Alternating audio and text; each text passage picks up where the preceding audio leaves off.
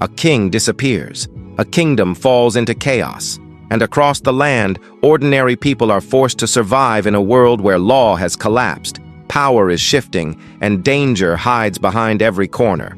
No magic, no dragons, no chosen heroes, only history, raw, brutal, and real. To understand the world of this game, we must travel back to early 15th century Europe, specifically the Kingdom of Bohemia. Located in the heart of Central Europe, Bohemia was one of the most influential regions within the powerful Holy Roman Empire. Its cities thrived with trade, its nobles commanded wealth and armies, and its cultural influence extended far beyond its borders. At first glance, Bohemia seemed strong, but beneath that strength was a fragile political system, one held together by leadership, loyalty, and balance. And once that balance was disturbed, everything began to fall apart. At the center of Bohemia's crisis stood its king, Wenceslaus IV. He was the son of one of Europe's greatest rulers, Charles IV, a man who had elevated Bohemia into a dominant political force. But Wenceslaus was not his father. He lacked discipline, avoided responsibility, and struggled to control the powerful nobles of his realm. Instead of strengthening his authority, he allowed divisions to grow. Noble families formed rival factions. Conflicts escalated. Trust in the crown began to disappear. The king still wore the crown, but he no longer held real power. While Wenceslaus struggled, another figure was rising. Sigismund of Luxembourg. Sigismund was ambitious, intelligent, and ruthless. He believed Bohemia needed strong leadership, and he saw himself as the solution. In 1402, he acted decisively. Wenceslaus was captured and imprisoned. With the king gone, Sigismund attempted to take control, but instead of stabilizing the kingdom, this act shattered it completely. With no legitimate ruler in place, Bohemia descended into chaos. The royal authority vanished almost overnight. In its place, disorder spread rapidly across the countryside. Bandits attacked travelers. Villages were looted and burned. Mercenaries sold their swords to the highest bidder. Nobles began acting independently, turning their lands into personal domains. Law no longer protected the people. Survival became uncertain. Danger became constant. This is the exact environment that Kingdom Come. Deliverance 2 recreates a world where instability defines everyday life. While kings and nobles fought for power, the majority of the population faced a much harsher reality. Most people were peasants. Their lives were defined by hard labor, heavy taxation, limited freedom. They worked fields from sunrise to sunset, producing food not just for themselves, but for the lords who controlled their land. They had little say in politics, no protection from war, and no guarantee of safety. If soldiers marched through their village, everything could be lost. Crops destroyed, homes burned, families separated. This was not a world of opportunity. It was a world of endurance. Combat in medieval Bohemia was not heroic. It was brutal. Knights were highly trained warriors, but they faced extreme danger on the battlefield. Weapons were designed for efficiency. Long swords for precision, maces to crush armor, axes for devastating blows. Armor provided protection, but it was heavy and restrictive. Fighting required skill, timing. Strategy battles were chaotic, loud, and exhausting. Victory often came at a high cost, and defeat meant death. The game captures this reality by making combat challenging and realistic, forcing players to think, react, and adapt. In medieval Bohemia, power was not centralized. While the king ruled in theory, real control often belonged to local nobles. These lords controlled land castles.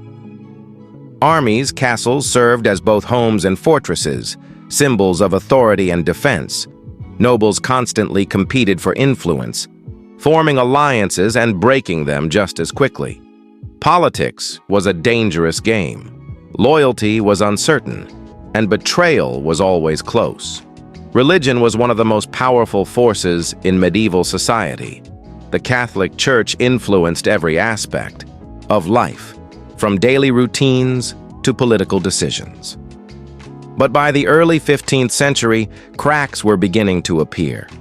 Many people were growing dissatisfied with corruption within the church. One man became the voice of this frustration. Jan Hus. Jan Hus preached reform. He criticized the church's practices and called for a return to moral integrity. His message spread rapidly across Bohemia, but it also made him a target. In 1415, Jan Hus was executed for heresy. His death shocked the kingdom, and it ignited a movement that would soon lead to the Hussite Wars.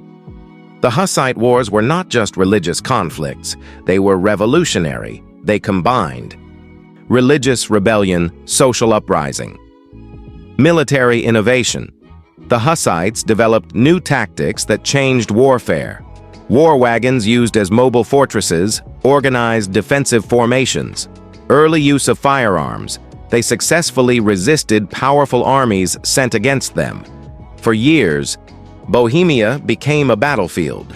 These wars reshaped the region and left a lasting impact on European history. The events of this era were not isolated. They were part of a larger transformation happening across Europe. This period marked the decline of the traditional medieval system and the beginning of a new age.